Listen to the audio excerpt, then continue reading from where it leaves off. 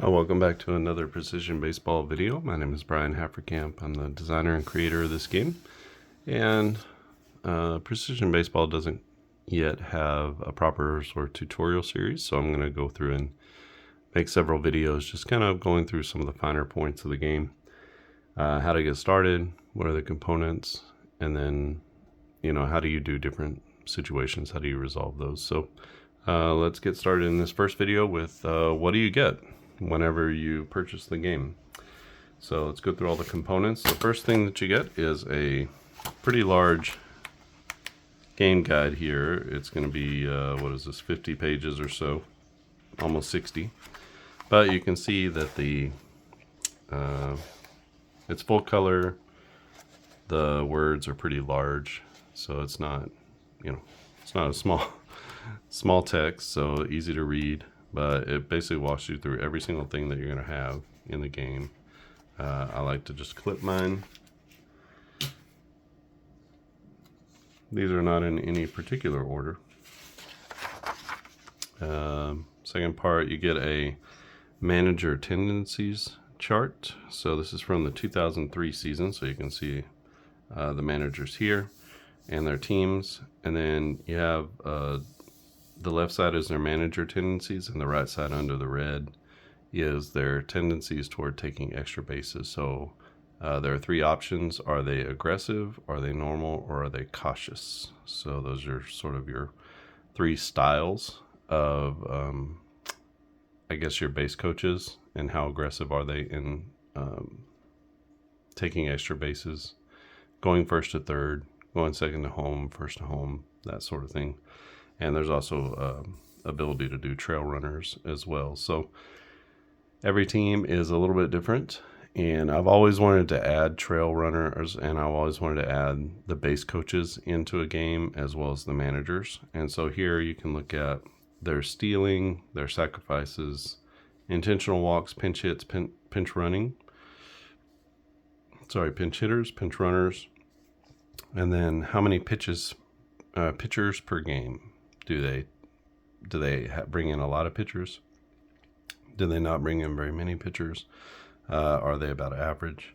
Then you can see down here, plus is many, plus is above average. The little zero is average, and then minus is below average, and minus is very few. So the Oakland A's are notorious for not stealing, and so they're minus on stealing second and third. But some teams, like the Marlins, they were plus in stealing second and third, playing small ball a lot with a lot of sacrifices as well. So you can really get a sense of the way that each manager manages. And what you can do is you can bring these tendencies into the game, either with the way that you manage the team, or if you're just kind of an innocent bystander, how would each manager manage their own team? All right. The next thing you're going to get is calling this a ballpark sheet or a ballpark card. You can see you're going to get for every ballpark for that season. I think for 2003 there are 31 ballparks because Montreal played in Puerto Rico. They played, a number of games, 20, 25 games in Puerto Rico. So you're going to get that stadium as well. So a little bit of a bonus stadium for 2003. But this is Network Associates Coliseum where the A's played. It's Oakland Alameda Coliseum now, or used to be, and they're not there anymore. And so you have your wall heights for left center, right field. And then you have your foul territory behind home plate and down each line. And then you have all your wall distances here. We have a single, a double, triple, and a home run. So whenever a player gets a hit, you're going to roll a d20, and then you're going to look to see where the ball goes. Now, where the ball goes makes some determinations on base runners advancing and things like that. So this is really, and it's got some interesting things, not necessarily maybe here.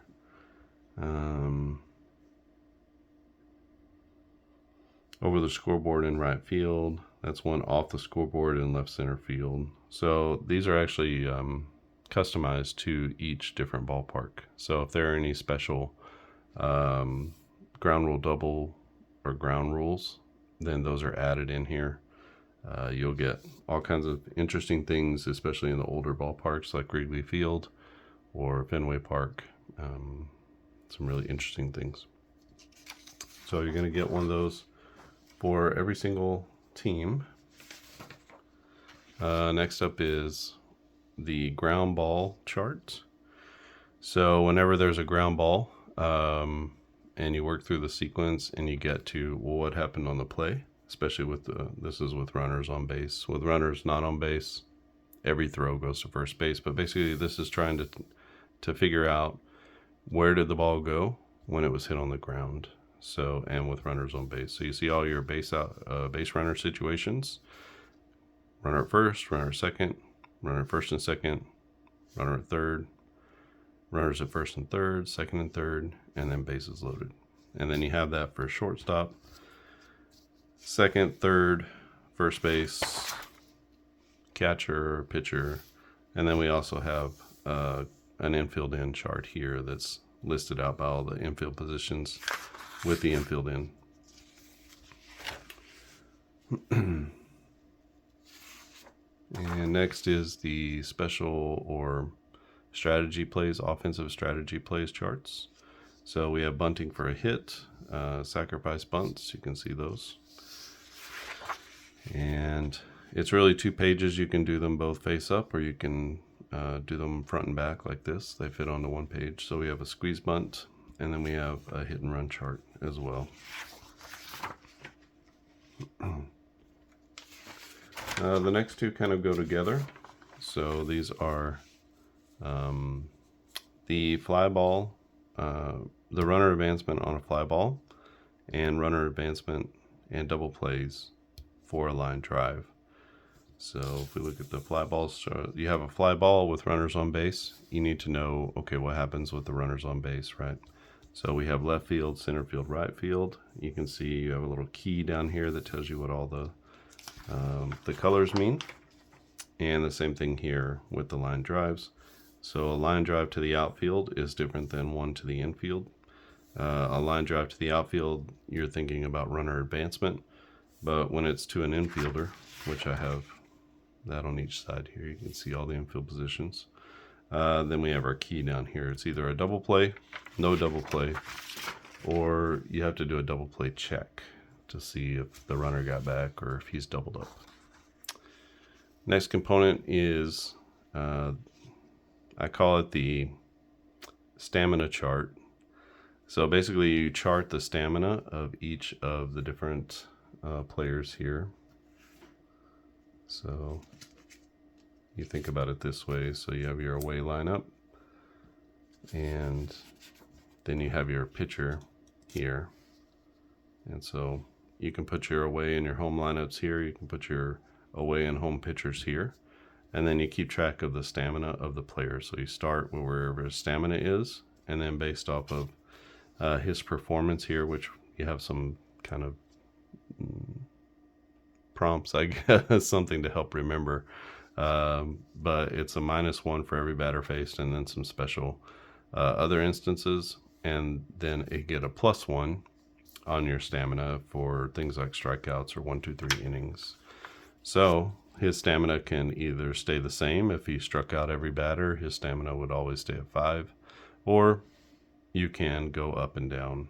And so it's kind of a dynamic stamina system that even if the pitcher has a 1, 2, 3 inning that ends with a strikeout, there's a potential that you could actually gain on your stamina. So very interesting, and just a little game mat to help you keep track of that, and also to hold your lineups and stuff like that. This is a really important sheet, especially early on. It's the gameplay sequences sheet. So most of the things that we'll talk about in these tutorial series are going to be here, kind of laid out for you in a very quick format. It's really just a reminder, like whenever there's a ground ball, fly ball, or a line drive, what do you do? Okay, if there's a 3 of a kind, when you're trying to figure out who got the ball, then you're going to do a range check, perform an error check on the fielder. So it just kind of walks you through the steps for each of the different things.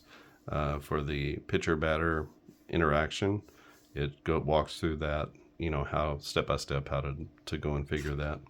I don't know if you could just kind of, without going through the game guide, get this, or without watching it happen in a video, but maybe you could just by this this page here, especially if you're a seasoned player. But double plays, how to deal with tagging up or extra bases. Next is one of the main charts of the game. This is going to be your fielding and base running chart. And so these two charts you're going to use basically with every at bat, unless it's a strikeout or a walk. So you have your player finder here for ground balls, fly balls, and line drives. You have your error chart, and so basically you just cross-reference the player's error rating with a roll result, and red is an error, green is not. And then you have your just sort of a generic base running, and for tag ups and extra bases you'll use this. And then you have stealing, second, third, and home. On the back side or on a second page, we'll have our double plays. So you'll use these to figure out if you have to roll for a double play. Outfield arm goes with base running. And if you have any range plays, then you use the range chart. And if the possibility comes up for you to rob a home run at the fence, then you'll use the rob home run chart. So very key and important chart to the game. You'll want to keep that up all the time. Here's a second batting field. You can see another view of the stadium with all of the same wall heights and foul territory. And then here you can see here there's a kind of an interesting off the roof truss. Since this is a dome stadium, you can hit it off the roof truss. That's a very interesting ground rule, and that turns into a double. You can hit a fly ball home run off of the glass windows in right field. So if you're familiar with Safeco Field, then you'll know what that is. Another fun part of the game is highlight plays. And so these come up whenever on the first roll, after you decide the pitcher interaction and you're looking off of the pitcher or the batter card. If that roll is a 3 of a kind, then that, and it's a ground ball, fly ball, line drive, strikeout, or walk, that can lead to a highlight play. So you can see here the first one is the ground balls, and all of these are on a 1 to 1,000. So a 28, the shortstop dives to his left, makes a catch. He throws from his knees to first, and he makes the out. So that's a fielder's choice to first base. All the runners advance, but a terrific play. Ground ball off the pitcher's foot. The shortstop has it. So if there's a runner on first, then it's a 1-6-4-3 double play. Otherwise, it's a 1-6-3 fielder's choice. So just some different things. Bad hop. Ball goes over the left fielder's glove. That's a single. And then some of these are more common. Ground ball up the middle. Shortstop dives, spins, and throws. The batter's out at first. So not all of these are rare plays, but some of them are extremely rare plays. Like they've happened once in the history of baseball, and some of them are just uncommon plays. And you'll see, here you have multiple choices for a lot of these. So flared to left, the left fielder's coming in, the shortstop's going out. The last second, the shortstop reaches out with his bare hand, and he grabs it for the out. So these are the fly balls. These are line drives.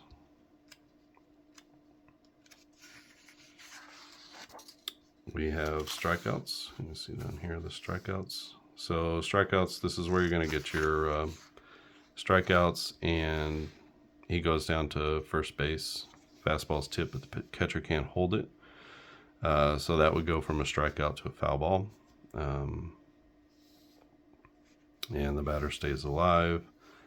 Breaking ball in the dirt. The batter swings and misses, but the ball gets away from the catcher. If there's no runner on first and less than 2 outs, the catcher throws to first for the out. So, and then we have walks here as well. So you're going to get walks. This is where you're going to get some automated pickoff attempts with errors. And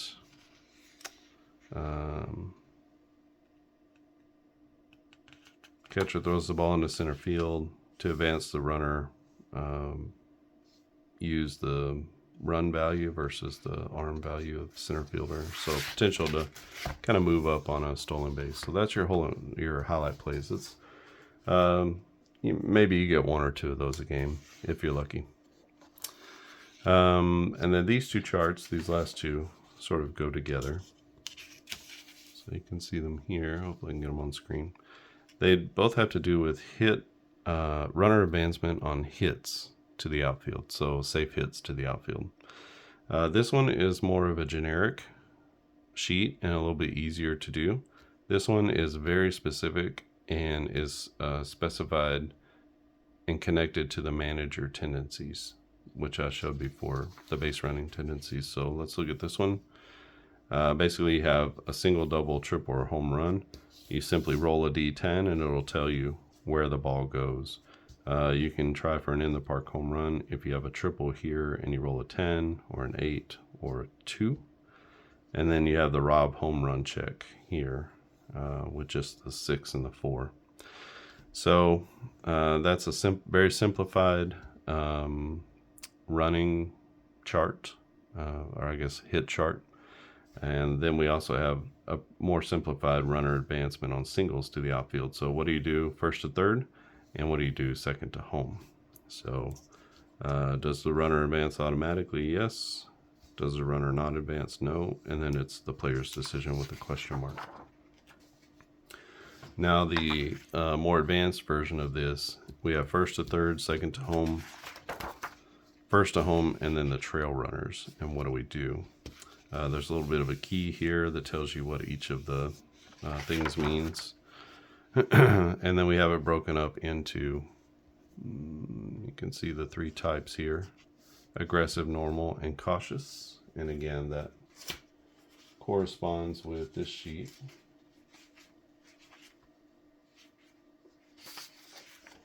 So that corresponds with the aggressive, cautious, aggressive, normal. Okay, so that goes with the taking extra bases.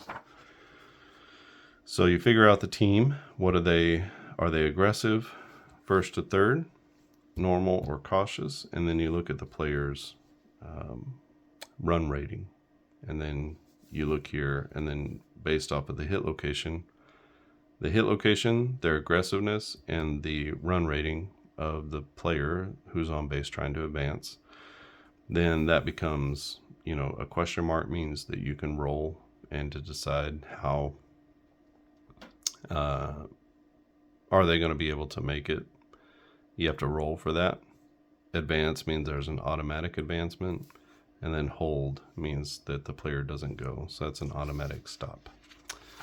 Okay, and the last part is the juicy and good parts, and that's going to be the cards. Let's see here.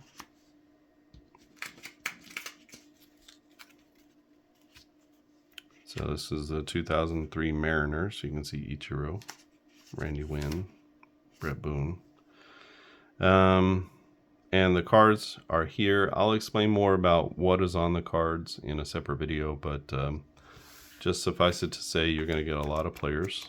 So even pitchers. So this is an American League team, but they did play interleague. So there are a few pitchers in there with batting cards, and then you can see these are all the pitcher cards. So you have all split up into starters. This Jamie Moyer, Ryan Franklin. So I'm split up as starters and relievers, just because when I'm in the game, I want to be able to just see my relief pitchers. And then here I have them set up as who's on the bench, and you can see here Joel Pinheiro has a batting card, and he got 5 plate appearances against a right-hander, and then he is, evaluated against a right-handed pitcher. So you will get over 1,900 cards with the 2003 set. I think it's close to 1,500 with the 2023 set, and that'll vary because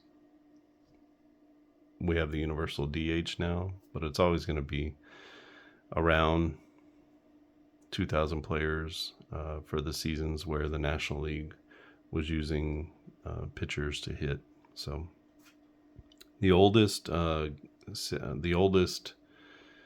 season that we're going to be able to do with these is 2003, just because this is based off of StatCast data, and that's when that data came in. So we're not going to be able to do older seasons. So this is really more of a modern era type game.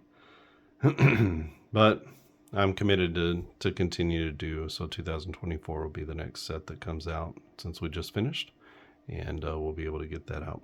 So those are the components. The only other thing that we need to talk about that you need to bring to the table is the dice. So excuse me, the game is played with 3 D10 dice and then 1 D20 dice or die.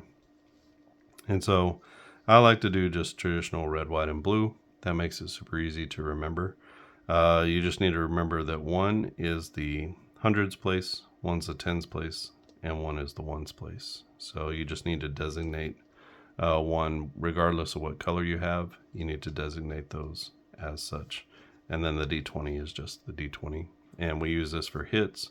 Like when there's a hit, we look to find hit direction, things like that. And then these are basically used for every single part of the game.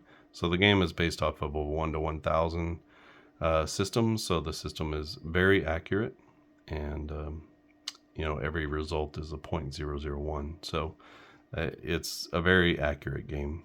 And the goal of the game overall is to be as precise as possible. So this is really a simulation of baseball, and there's not a lot of gamification of the game. Everything is trying to be as precise as possible and to express and explain the game of baseball and all its various facets as precisely as I can.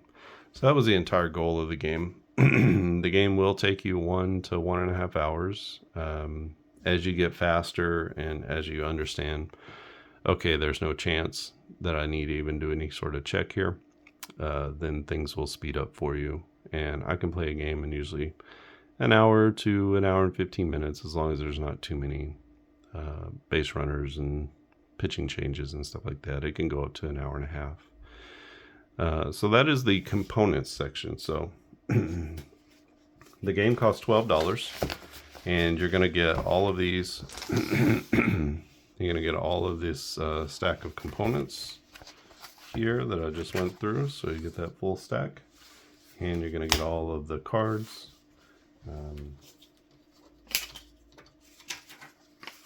This here is just 2 teams. So quite a few cards there just for the 2 teams. And then you're also going to get the game guide, the full color game guide. And that's got everything that you need in it. It's about 50 or 60 pages.